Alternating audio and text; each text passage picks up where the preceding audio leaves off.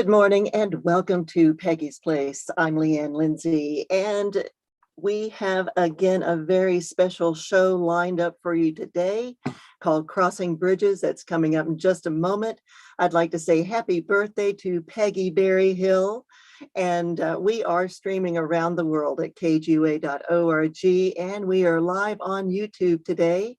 And once again, we have, as I mentioned, the show that we are going to have is called Crossing Bridges, and today it's with guest chefs from both sides of the river to talk about how much we have in common. And the host is Paul Mundy.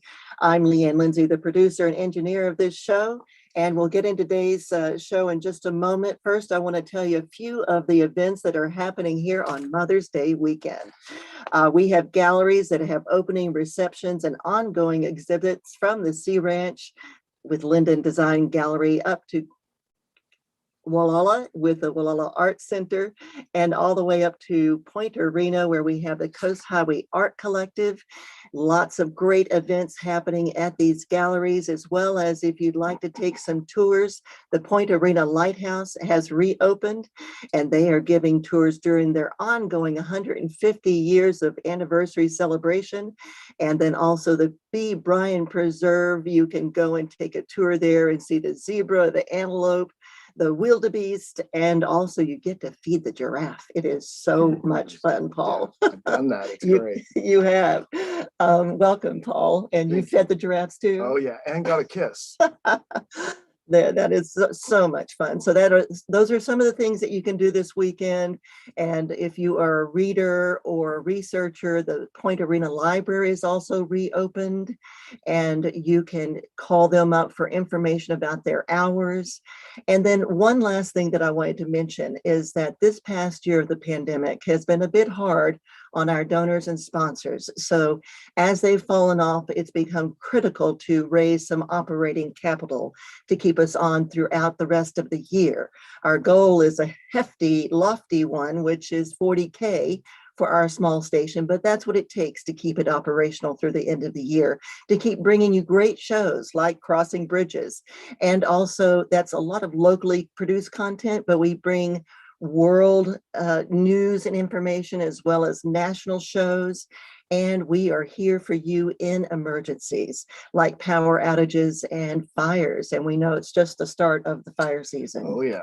And KGUA really has been there in the past for people who need information during critical emergencies.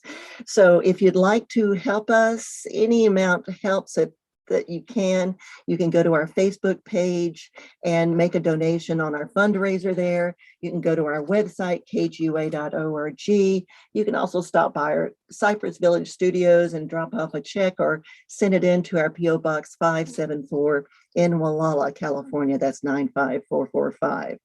And with that, we are now going to start Crossing Bridges. Good morning, Paul. Thank you very much. Why don't you introduce yourself and our guests? Yeah, I'm Paul Mundy, a host of Crossing Bridges, and I'm a sea rancher. And it's just a fun opportunity for me to do something I've always wanted to do. Retirement is the wonderful time of your life when you can try new things you just didn't have time for. And this is a new passion and I'm really enjoying. So today's guest, we're going to be talking to executive chef Rebecca Stewart and David Hops, who is a chef, as well as Elyse, his wife, is also a chef and a pastry chef. So that's going to be exciting to hear all about. David and Elyse Hops, they took interest in culinary industry right after high school. They began their journey 14 years ago at a local sushi bar in Salt Lake City, Utah. Since then, they've experienced one adventure after another. Elyse left the sushi bar to focus on her passion of baking, and she trained with some wonderful pastry chefs and learned all kinds of various different styles of baking. David's passion for creating sushi trained with traditional restaurants with amazing chefs. David also worked in the kitchen with some very famous chefs, which I cannot pronounce their names. I'm going to let David do that. And learned about making ramen and the use of Japanese tempura methods as well. And I have to attest, I have had their sushi. It's fabulous. I'm Yes. so glad it's here. Me too. Learning how to do these traditional techniques of tempura is really great. After years of studying and travel, in 2018, brought them here to Mendocino County to the Harbor House Inn. So that'll be great to hear for. I can't wait to hear more about your story and journey in the industry of cooking and deliciousness. I love it. And we had the Michelin-starred chef Matthew Cameron on here when they first started, as a matter of fact. Yeah. And executive chef Rebecca Stewart.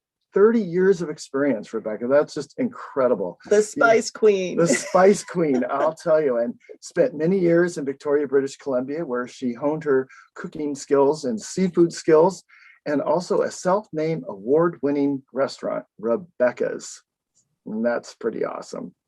And also created the Spice Creek Cafe in Chico, California. So let's get started. Rebecca, is your sound on? Can you hear? Yes, it is now. Thank you, man. There we go. Great. So why don't you just start with telling us about your journey in the culinary industry? Me first? Sure. Okay, well, it probably started with my mom being from Hungary. And she was just my parents were very, very social, big dinner parties. Just literally at the drop of the hat, she could have 10 people over, even more. Go shopping in the day and try to figure it out and come home and just throw it all together. And beautifully, always had the table set. Of course, she had, a couple little slaves, kids to help, but and everything was always so delicious. I mean, and I'm just not saying that, I mean, she was always trying new things. She read all the magazines and cookbooks, and so she was up on everything for being, an older Hungarian lady. I mean, she read every gourmet and just tried it all. Loved avocados and shrimp, and being from Hungary and then Canada, I mean, she had never seen avocados and tortillas and different things like that. Pizza, no, that just wasn't part of that. It was pierogies and, duck and chicken and things like that. So, and then that wasn't my journey. It was a musician, but I just fell into cooking and started my first restaurant. I wasn't even 21, and then kind of went on from there to Victoria and had a kitchen store and a cooking school, and cooked with Jacques Pepin all over North America, which was very fun. I was his cooking assistant, and Marcella Hazan and Diane Kennedy. I kind of got on that circuit. That was before pre-TV. And then opened Rebecca's on the Inner Harbor in Victoria, and then went on to the White House, an inn, 27 room on the Inner Harbor, and then Cues on View, kind of a art gallery, pool hall. I love to play pool, but I don't like pool halls. So I made an artsy one with really fun food and lots of magazines and beautiful pool tables and just a lot of art. And so it was a fun place for functions and things like that. So Rebecca's had over 200 employees. It was a busy, place downtown. And I was lucky because I was surrounded by amazing chefs that would come from Vancouver and that wanted to work there because I gave them the freedom. And that wasn't really heard of back then. We changed the menu almost daily. I mean, from whatever we'd get from farms, and, we were cooking with nasturtiums and things like that. A lot of people, we really went out on a limb with the ingredients and the things that we were using. And you guys Rebecca's was one of the top 100 restaurants in Canada for over 10 years. So that was a tough one. Because we weren't, we weren't touristy, and we had all different types of food. We had over 10 chefs. And we all learned from each other, and it seemed to work. I mean, being over 250 seats, the White House was about 300 seats. We made everything from jam to the ketchup. I was just a real hardly bought anything other than some Asian ingredients, and we were lucky in that way too. that we did have a Chinatown a block away. So we had all those ingredients. So we were really going out of the box and embracing Indian cuisine and Chinese and Japanese and throwing our twists on it. And we just had a great time. And I finally sold it to the Hard Rock. And I was going to go work at a bookstore or something like that. And you know, how stressful is that? I'm sorry, we're out of that book, move on, I mean, how did it go? I mean, it would just be, I couldn't even imagine, but I got it back into it and opened Rebecca's in Vegas. Like I sold Rebecca's in December and I went to Vegas in February to open Rebecca's, 350 seats. Rebecca's in Vegas. Yes, that's where I met Brian. That's what you met Brian. Okay. That was Brian, wow, my husband. What an interesting place to live, Vegas. So what was that? I didn't like it. I did not like it. It was weird. I kept trying to find the town, the soul, the place. Like what was it, And then it kind of dawned on me when my family came to visit and they came to meet Brian and they went upstairs to the restaurant and we all had dinner and Brian got interrogated. I mean, it was crazy. Because my mom was, literally asking Brian every detail of his life, and we were trying to eat dinner.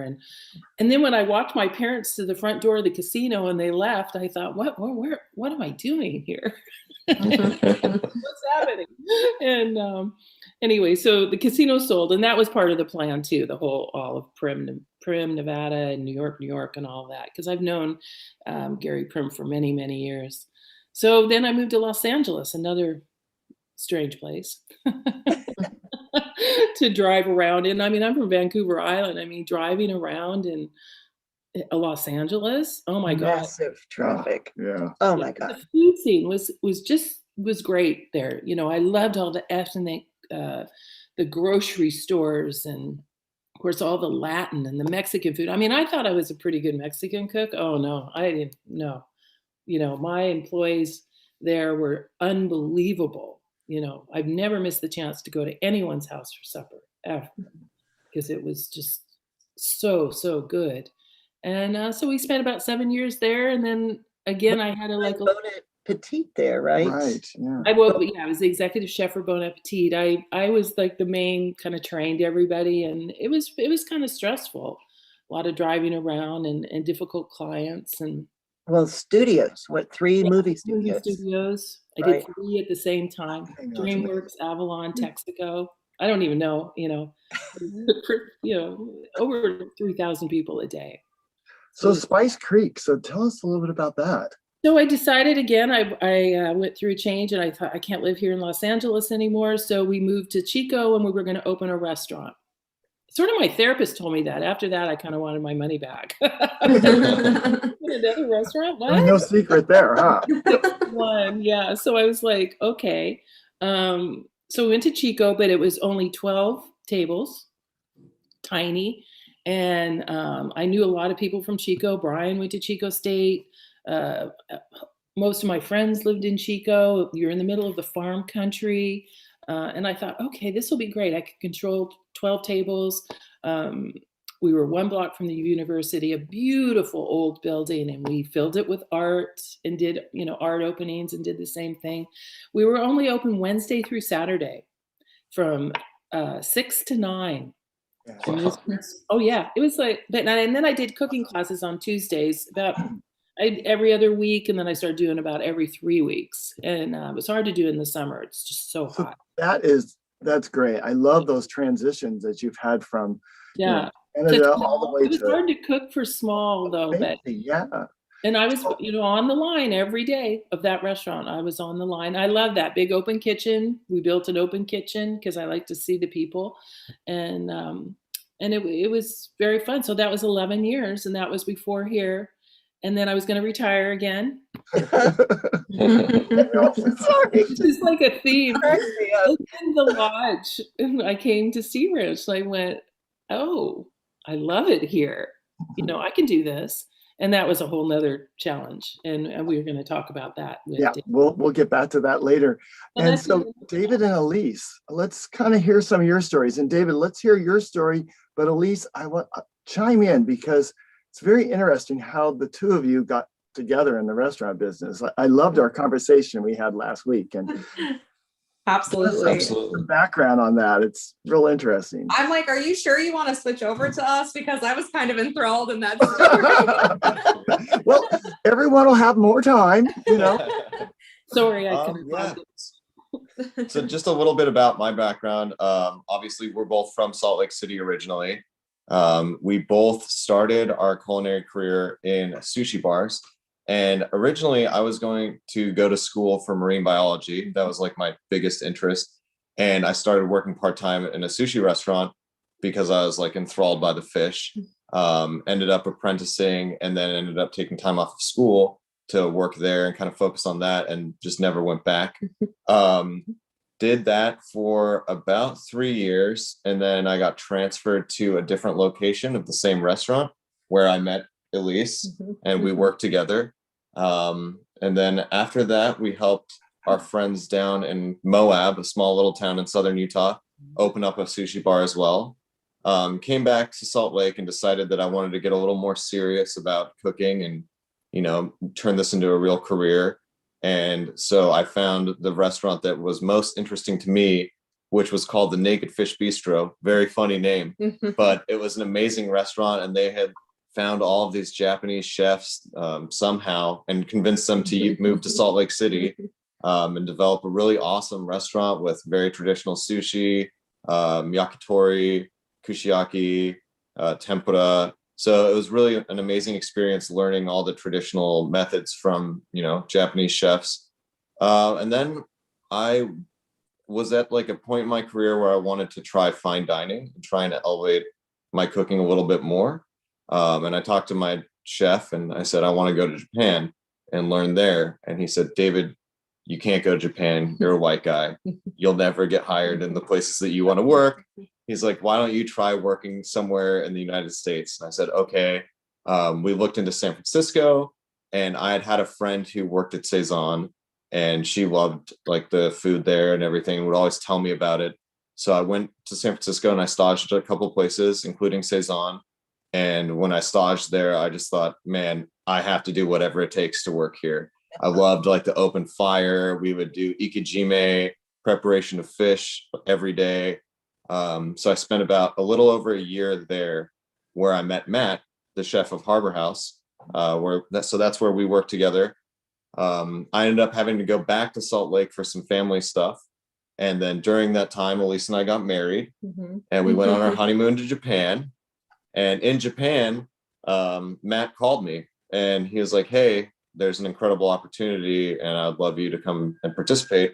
So we came out and saw the Harbor House and fell in love with it, fell in love with the area, worked there for a little over 3 years, but then decided that we felt like when we were doing food for locals during the pandemic, it just felt so good to feed the community.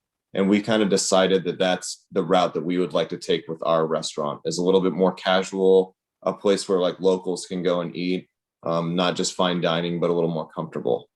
So David, can you kind of talk to a little more about Saison? Explain that. Yeah, absolutely. So Saison, when I was working there as a 3 Michelin star restaurant, chef's tasting menu. At that time, I think it was the most expensive restaurant in the country.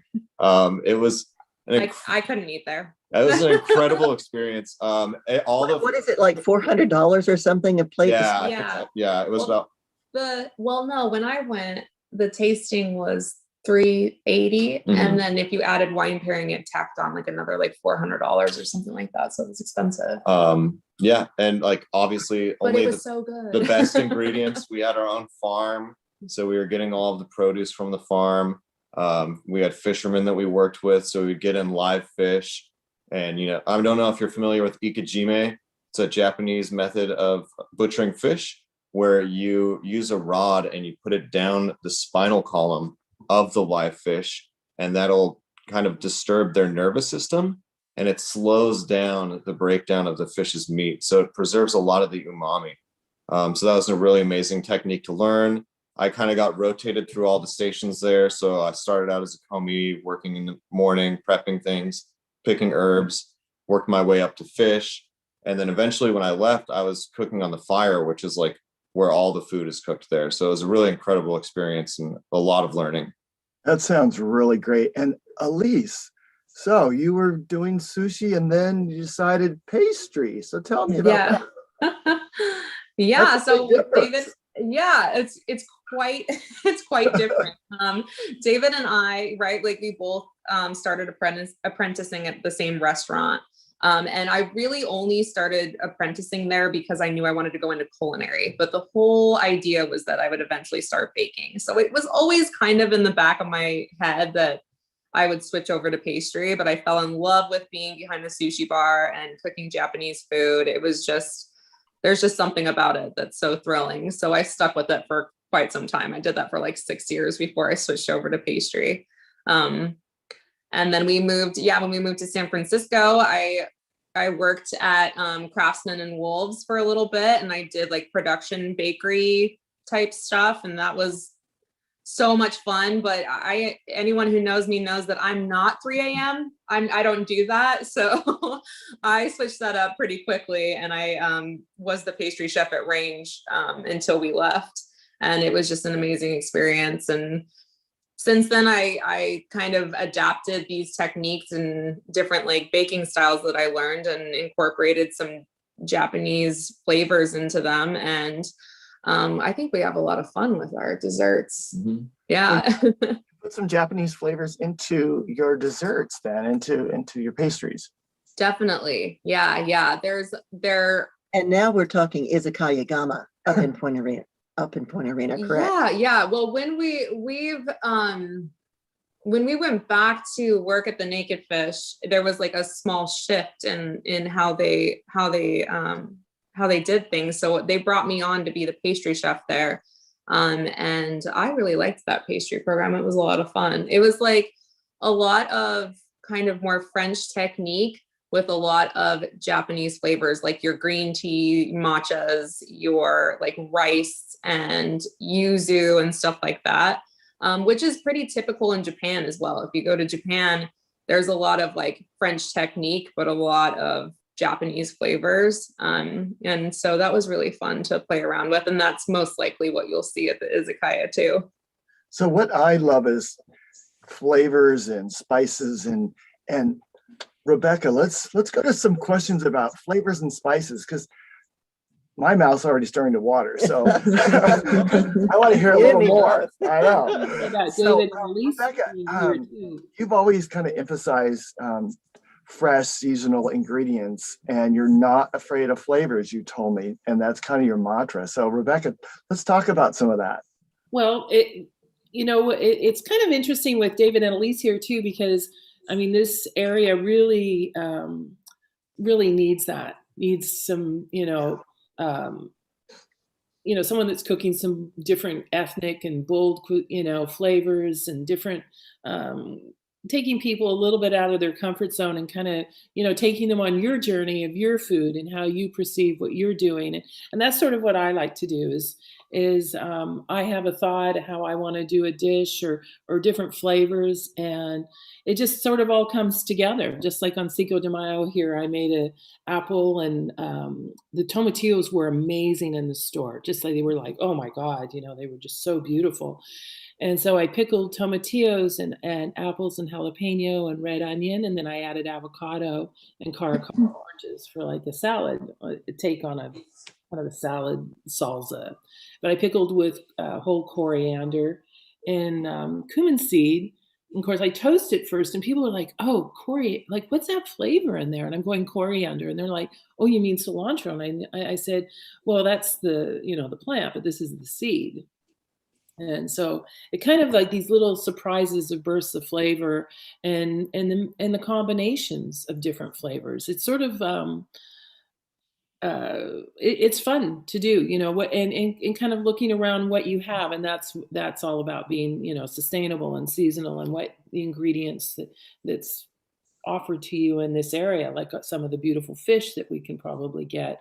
And it's interesting when you said about the fish, about cleaning the fish that way, or killing it. We at Rebecca's, that's how we killed our crabs. I always say we killed them alive. Of course we did, but I mean, you know, we didn't throw them in boiling water. We hit them, you know, we between the eyes, so they didn't taint the meat, and the meat so much different that way, you know. So that's what you're talking about, you know, that way of cleaning a fish or you know, getting it ready. That is interesting. But I think we really need to, you know, expose. I mean, people are really, and I'm happy you guys are here. You know, like Leanne was going, oh, Karagi chicken, and we did Karagi chicken at Spice Creek because it's just one of my First for favorite. me, but Yeah, you know. I But explained. I love your cooking, boy. When you came to the Sea Ranch, we just all really appreciated having great spice in the food. Yeah, so different flavors, and everybody is ready for it. At first, people were going, "Oh no, don't get too spicy." Oh God, why am I here?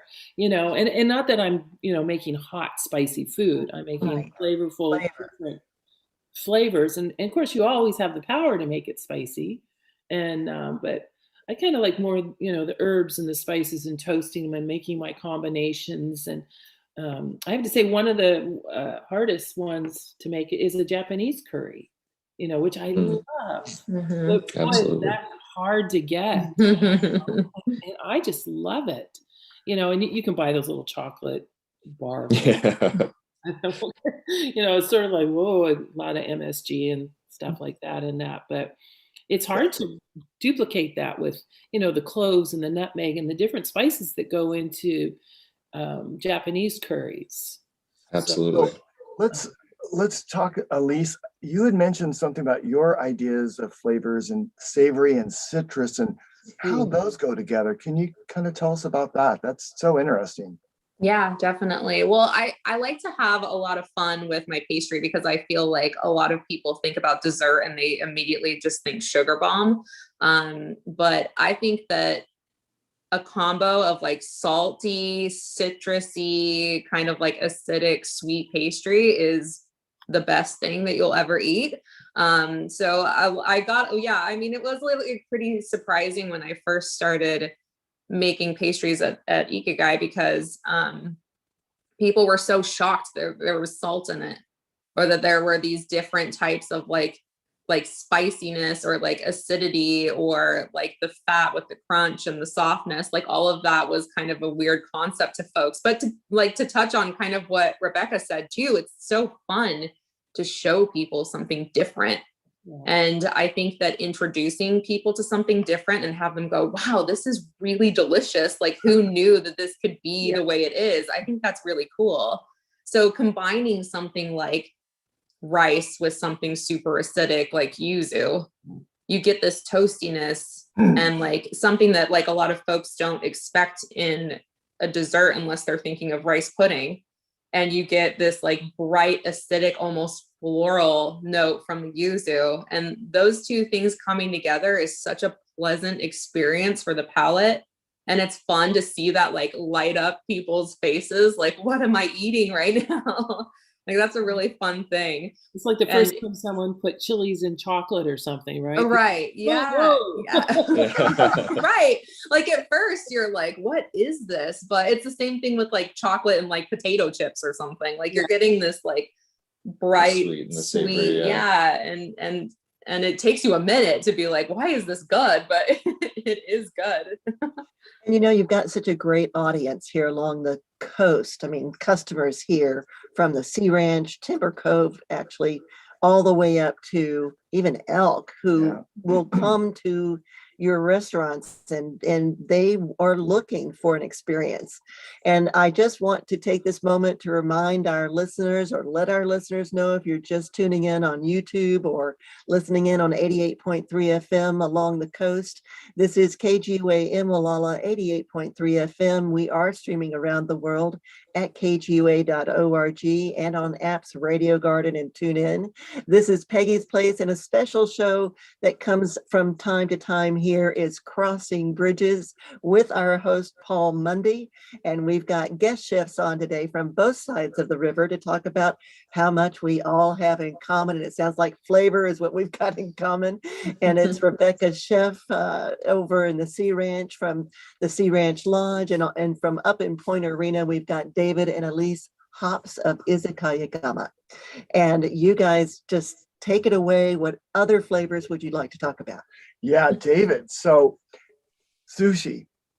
Most people, the only flavor they think about is wasabi, but I'm sure there's more than just Good wasabi. point. Good point. Absolutely. I mean, one of the things that was very important to me from the beginning was I wanted to do more traditional stuff. Like I wanted to follow the actual Japanese technique. I immediately started steering towards like sashimi and nigiri rather than like the rolls that you'll see with a lot of spicy mayonnaise and things like that. And that was what was so awesome about working at the Naked Fish, is that we would get fish flown in from Tsukiji 3 times a week. And the chefs, I mean, with traditional nigiri, every component is like meticulously prepared. So each fish will have a different dressing. So even though they all kind of get brushed with soy sauce and wasabi, each of those soy sauces has little nuances of difference. Or, you know, we used to do a live botan ebi, so spot prawn. And it was just so much fun to, like, you know, take fresh yuzu zest, grate it on there, a very specific type of salt. And then the guests would taste it. You know, it's like, oh, this, you know, obviously it's salt. What can you tell me about this salt? And it would, you know, obviously be from some prefecture in Japan and had a higher minerality. And it was really awesome to see people pick up on such subtle notes when a lot of people are used to just dunking sushi in like a soy wasabi mixture. Combo. Yeah. Guilty. I do like the There's different. nothing wrong There's with that nothing wrong either. with Yeah. that. Yeah, that, we like what we like, right? Oh, but Yeah. I do love the different flavors too. The ponzu or different Oh, yeah, types absolutely. of Oh, sauces that yeah. come with the sashimi. You know, I love getting Mhm. sashimi. Absolutely. Mm-hmm. Yeah. And I mean, I think that the other thing that I would like to talk about is the rice. Like the rice is so important. I feel like people don't realize that like sushi equals rice. Like that, it's called shari, and shari, like sushi rice, is the most important ingredient in sushi, more so than the fish. And over the years, I've kind of seen like different regional differences of the sharizu, which is the vinegar that you season the rice with. And traditionally in Kyoto, it'll be like a little bit sweeter. And in Tokyo, it'll be like a little more acidic. And I kind of made like a version of my own version is kind of a fusion of the two, where it is a little bit sweeter, but I do use akazu, so like a red vinegar, which gives it this like deeper flavor, in my opinion, than just standard rice vinegar. And so somebody, you know, when somebody from Japan will taste food, a lot of them can tell that it's not either style, but they appreciate like that you're doing something different and new, but still paying homage to what came before. Yeah. So let's switch over to talk about where you get your food products, local products, those type of things. Because with Rebecca, you're with those big restaurants, getting food probably was a challenge to keep your menus and everything going. And then David and Elyse, one thing David said when we talked last week was there's so much bounty here in this area. So maybe David, you could talk a little bit about the bounty, and then I'm going to have Rebecca kind of jump in and talk about the differences between how she is getting food and versus you're getting food.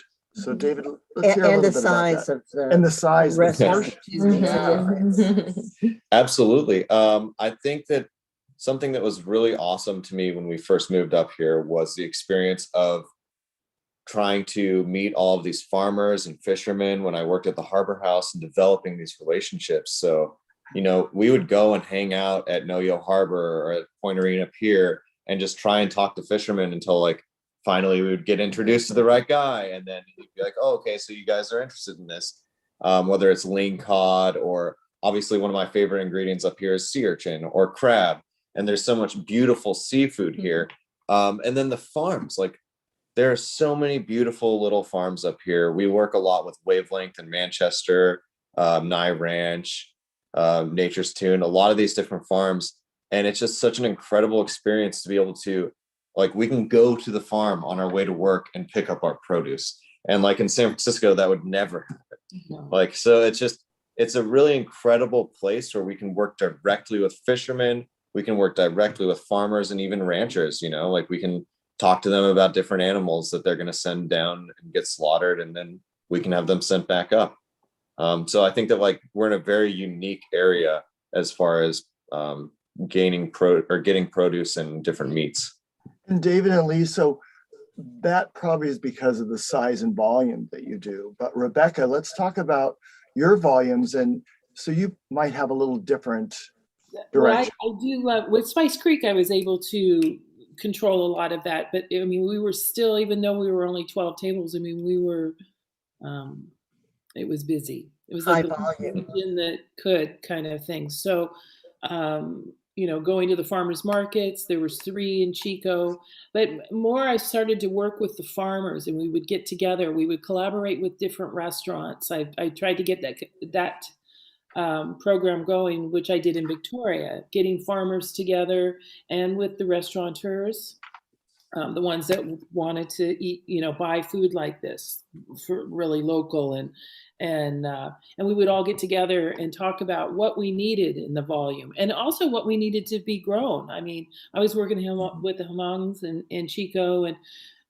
fava beans, and peas, and you know, of course, I used a lot of bok choy and napa cabbage. I mean, I use a lot of Asian, and you know what they eat too. But they were really very perceptive to what we wanted to grow and how we could get it together. And so and then if we get too big, like say Sea Ranch, the lodge, you have to work with the supplier, your main supplier, with your produce company, and introduce them to these different farms, and maybe they can supply to them in turn and give to you.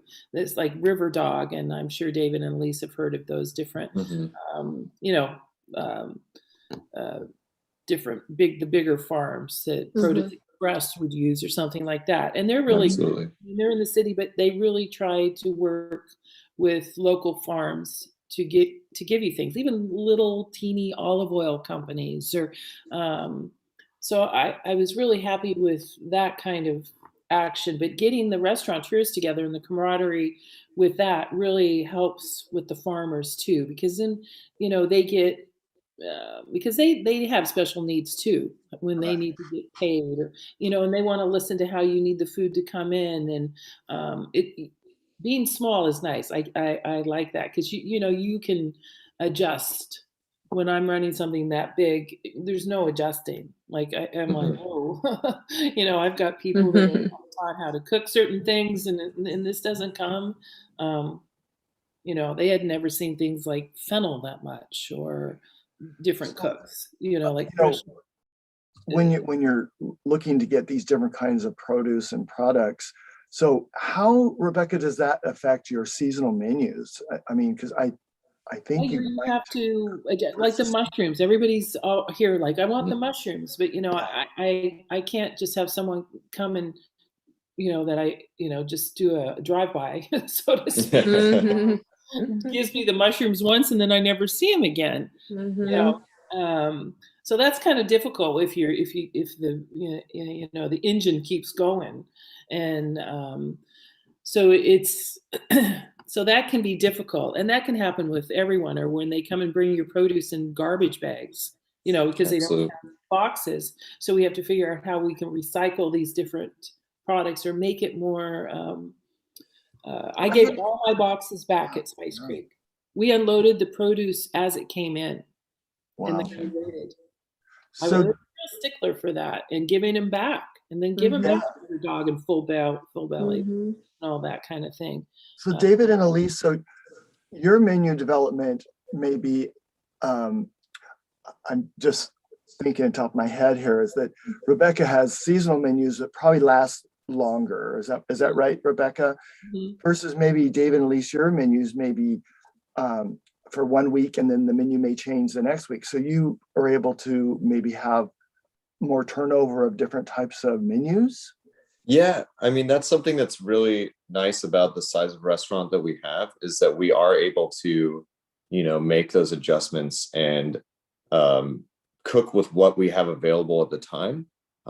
So it does, like Rebecca was saying, it's very hard when you have a dish on the menu and you can't get that thing consistently Yeah. up here. That was something we struggled with a Yeah. lot at the Harbor House in the beginning, was just, you know, we'd put this dish on and be like, this is amazing. Like, we love this so much. And then we'd call the farmer and be like, hey, we'll take as much as you have next week. And they're like, oh, it's all gone. And it's like, okay, great. We just created this dish We and ran that for a weekend. yeah, and that was just for a weekend. So I think that And, you know, that's as something that a customer, you know, we tend to find the things that we really like. We want to come back and get that thing. exactly. Mhm. So Yeah, I think that we'll lodge, always I had have my special. I'm sorry. I just Oh, No, go it's all lodge, good. I had my special things that I really loved, and I just loved it. I could go back and get that thing again. So, absolutely. you know, We'll definitely have like certain items that like people love, like the chicken karaage will always be on the menu. So that like people do have those familiar items when they do come in. And then the menu will always kind of stay in the same format as far as cooking techniques go. So it'll always be like kushiyaki, so the skewered grilled over the charcoal, fried in the traditional tempura pot, and then also like sashimi. And so, you know, you'll know going into the restaurant that that will be the food that you will get. What is on the plate could change a little bit every day. Have you tried some of the rice from Butte County? Some of the, I mean, they grow some of the best sushi rice. I mean, Yeah, it so doesn't even hit our shelves here. It goes straight to Japan. Right. One of the biggest polishers in North America is in Chico. yeah, I actually got, when we were still at the Harbor House, I was developing a relationship with some rice farmers over there. And it's also the rice that they use for the den sake down in Oakland. And I was actually able to talk to the sake maker, Yoshi, Oh yeah. and get some of his sake Elyse. And so we were cooking with the rice and the sake Elyse and then pairing that with sake. So I definitely anticipate to like still use those connections and try and like make some really creative dishes that speak to this area as a whole, and showcasing like what special things that we do have up here. Yeah, because there are some incredible rices and all different types too. The higamas and the black rices and the Absolutely. and organic. It's, Yeah. you know, some of the other sushi rices aren't so organic. Some of the big polishers, but they're trying because rice is difficult, and a lot of rice farmers don't like those special rices because they get mixed into their fields and you know, Absolutely. Right. you know, they blow in a bird, you know, it's like, oh my God. One thing that I thought was also really awesome and like kind of speaks to our area is Brew Enforcement. They were draining their patties at a certain time of year to allow a lot of the bugs to be fed into the river so that the baby salmon could eat them. And I thought that that's like such a cool thing that like, you know, this guy doesn't have to do that, but he sees that like, Yeah. you know, these salmon are struggling and what can I do to help? And he's like, oh, this will help. And I thought that was a really like ingenious program to start. So seeing people do that is also very inspiring and makes me want to use their products as well. Poisoning everything, you know. Yeah, too, you know, exactly. And there's, you know, there's all sorts of wildlife that lives in rice fields and it's kind of an interesting. I'm might go to Chico next month. Maybe I can pick you up a bag and Yeah, please do. We'll take it. Yeah. you know, my favorites around. And we got all our rice at Spice Creek. I'm a big rice person, and all of our rice was delivered straight from the mill right to the restaurant. They would bring in these big 50-pound bags of rice and just in paper, you know, and the whole restaurant would smell like popcorn. Like, Yeah, amazing. it's such an amazing smell. Yeah, and they would. So we eat a lot of rice here, and when we go to Chico, people know, and they go, "Here's some rice." They work at a lot of smells and things like that. One thing that before we get into that, Rebecca, let me just, it's time, everybody, to remind people that are listening in at 88.3 FM. This is KGUA in Wallala. We're also on the stream at kgua.org. And we are live on YouTube today with our guests, Chef Rebecca Stewart and Chefs David and Elyse Hops of Izakaya Gama up in Point Arena. And over the bridge, as I had mentioned at first, is Rebecca Stewart in the Sea Ranch. And I'm Leanne Lindsay, your producer and engineer for today, and host Paul Mundy. And this is Crossing Bridges, an occasional show on Peggy's Place. And yes, Miss Rebecca, take it away. Oh, sorry, I'm taking I had, and we had talked about this. I had different things that I've done in Chico and collaboration with other restaurants to get people to know who you are, and other than, advertising is great, and it's a good, like, this is an amazing form, speaking to some, on the radio. And I was afraid to do it. I'm more of a visual, like I have to feel that people need to see me for some reason, because, it's hard when you're speaking, you have to have a little bit a grasp of the English language. And Rebecca, I feel that with us getting together, that we need some camaraderie between us. Absolutely. Because we are so small that I feel that we would like to, maybe do an event, like a fundraiser. Absolutely. Where we get together, and we've done this in Chico many years. We do things called like empty bowls, where potteries, there's so many artsy people, they make bowls and they donate them. And then we make soups, and people come in and buy the bowls, and we fill the bowls. I mean, that's an easy one to do. I feel. Right. Absolutely. Yeah, and that kind of leads into one of my next topics is how do you engage with the community? And I know I see a lot of Facebook things with Elyse and David, and also Rebecca with showing plates of dishes, what she's cooking at the day. And so you've been doing so much catering, and the meals that you've prepared are amazing. So David and Elyse, so your marketing with Izakaya. Izakaya. I'm not going to speak Japanese. Right. That's all right. You don't have to. You can just say Gama. It's easier. Gama. Okay, I like that. Yeah. So how are you going to do your marketing and communicate with the community? Just kind of fill us in a little bit about that. And then Rebecca, I'd like to hear about your ways of communicating as well. Well, I have been really trying to keep up with my Instagram, Facebook, social media, all that, and reach out to the community in that form, which has been fairly successful so far. I like to engage in all of our guests, whether it's over the internet or face to face. So I try to respond to every single comment, or at least like it. Like, I just want people to know that I'm hearing them and listening. And it should be known too that any suggestions or any kind of like requests or anything that goes into our inbox, we hear it, right? We're listening to it, and we're taking it to heart. So I think that's important to note as well. Especially because you guys have been a pop-up restaurant. Yes. The last day was Sunday. Yes. Open up your own restaurant there in Point Arena. Yes, that's what we're really, really hitting the ground running with the build out of the restaurant right now. And so it's definitely important that I keep everyone up to date with what we're doing, especially with the Indiegogo campaign, because people are so invested in where Gama is going. We're only like 1 week into the campaign, and all of our regulars have donated, and it's just been really special. But the only way that we can get that out is through social media and our website. So we have done a couple. We did one pop-up in Anderson Valley, and I think that we're going to try and do that again. We've also talked about hosting other chefs once our space is ready to go. So we have a lot of friends out here on the coast, and like obviously Rebecca, we'd love to host her for a dinner. I've talked to different ceramicists that we work with about doing sake tastings and showing off like their sake ware.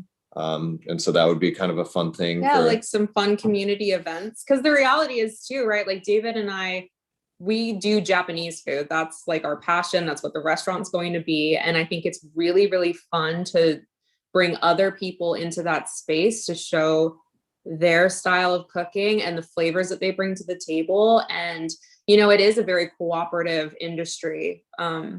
And it is small, like we should all be friends. Yeah. Oh yeah. And yes.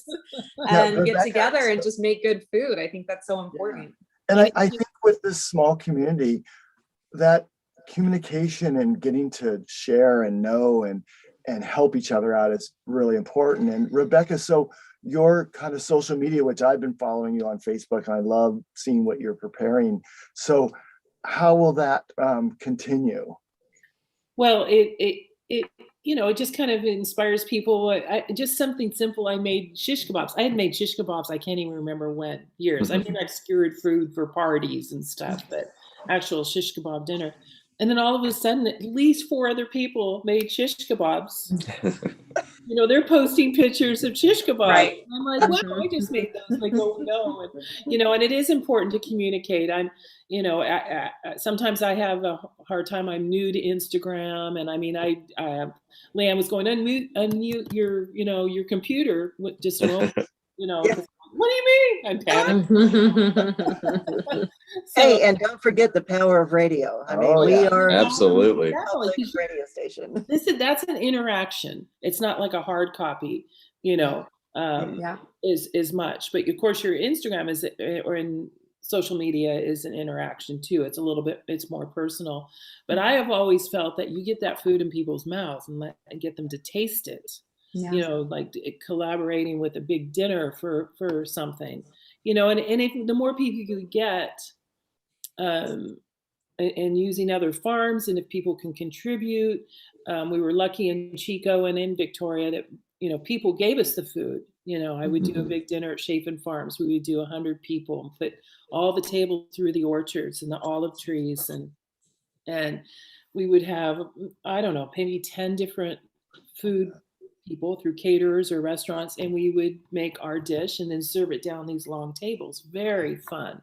Yeah, and people love that, because in this community too, they need things to do. And now that I think that we're getting on the other side of COVID, I hope, because that's been a difficult, kind of, where are we going here, and perceiving what your goal is and how it's going to work, and how you're going to visualize what's going to happen.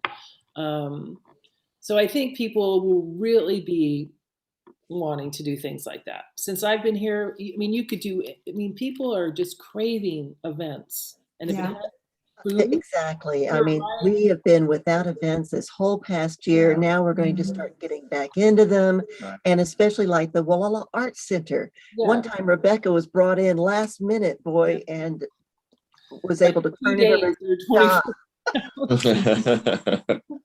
150 people. And there's another way that people got to taste some of her food. She really worked hard to bring off a whole bunch of different plates that people could taste from. So it sounds like you guys might be collaborating on some events. Employees too. That's a huge challenge here. Yeah. And like I said, when I came to the ranch, I mean, it was, I come with my bag of, my ingredients that I like and things that I don't like. I don't like a lot of strange dried herbs, like thyme, rosemary. I'm like, whoa, So, I felt when I met a lot of the employees that they were craving it too. They want to learn. And if they can be part of it and be some sort, like take ownership and pride in where they work, I felt that they stayed, and if they're appreciated, because it's a tough area for that. It's a really tough area. It is. Yeah. Absolutely. As we're kind of reaching almost the end of the show, I just want to give Dave and Elyse a chance to talk about the new restaurant and what's going to happen in Point Arena here shortly. Just give us a quick little brief on that. Yeah. So we're working on the space right now. We are basically doing the entire build out. So that is the process that we're going through right now, which is why we sadly closed the pop-up, just to focus a little bit more on the actual space. But we will be opening an Izakaya at 150 Main. It's right next to the Wildflower Motel down here. Tentatively at the end of June. I just said that on radio, so now Just stuck her foot out there in the water. End of June is a good target date, but we all know it's not been an easy year, and distribution and deliveries have backed up, and it's it Right. can delay a timeline, but Absolutely. we've chosen a date. Yeah. Yes. And we're all just craving. And right now I'm my stomach's starting to growl because all this great food talk. I'm just like, oh, this is so incredible. And yes, and Rebecca, so we have a lot of things happening in the community, and I appreciate all the involvement that you've done, and that's fantastic. And I really believe that this bridge is not a barrier. It's something that we all need to cross back and forth from, and we do every day. And that's bringing the communities together and bringing the chefs together is just been a great show, and bon appetit to all of us. Indeed. It's great. Good job, Leanne and Paul, for doing this. It's a good idea to meet, because I probably would have never met. I mean, it's taking me. I mean, I didn't meet Aaron from the Bird Cafe until I got my vaccination. I mean, Yeah. well, we're always so working, and then of Yeah. course no one could see anyone the last year, sort of. Right. And the only Absolutely. we're sitting here in the studio together is because we've been fully vaccinated. Yeah. Yeah, You know, so Yeah. Difference. it's hard for us to all get kind of, get to know each other, and I believe in all of us working together, because the more we figure it out and create all the buzz, the more people go out. Absolutely. Yeah, it's exciting. Thank you so much for having us on the show, and like Rebecca said, being able to meet her. Hopefully we can, as COVID kind of slows down, we can all get together and really support each other and try and build this food community up even more than it already is. And drink some sake. Yeah. Oh, yeah. Perfect day for it. What did Or you at the think? restaurant. I'm excited. Absolutely. I also have to put a big shout out to Peggy and Leanne. The first interview I did was promoting the book. I'm part of the Sea Ranch Archives Committee, our book that we just completed, and it's selling at many places up here, which is great. And the name is? And the name is A Place at Sea Ranch. And I came up with this idea because I've been here since 2013 and started coming here as a little boy in 1968. And the bridge has always kind of been a big gap. And I really wanted to be able to bring, like we did today, chefs from both sides of the river. And who knows what the next one will be. But I really thank you guys for You're allowing welcome. me to put something new into my life, being retired. And this is the time to try new things. Mr. Professional Skier. Yeah. Well, Yeah, that's what he posts. Well, thank you all for joining us here on Peggy's Place today. Rebecca, we do have a little bit left. Do you have anything last thing that you wanted to say? I'm just thank you for doing this. I think it's it's been a pleasure to meet David and Elyse, and looking forward to meeting them in person and enjoying their food. And I know everybody else is too. I mean, everyone's super excited, and I know there's some big projects going on around here too that everyone's going to be happy when they all come together. Yeah. So pushed back, again, with COVID, and just being in this area is difficult without COVID, getting things done. So And I'm going to have to say thank you, Rebecca. We're at the end of the hour. That's Chef Rebecca Stewart from the Sea Ranch and the Sea Ranch Lodge. And that's also from Point Arena, Izakaya Gama chefs, David and Elyse Hotz, and host Paul Mundy. Thank you so much for pulling all this together. It's a lot of work to do these shows.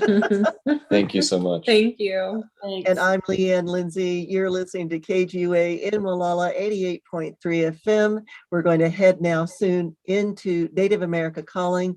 You've been listening to Peggy's Place with a special show of Crossing Bridges. Thank you all for joining us today.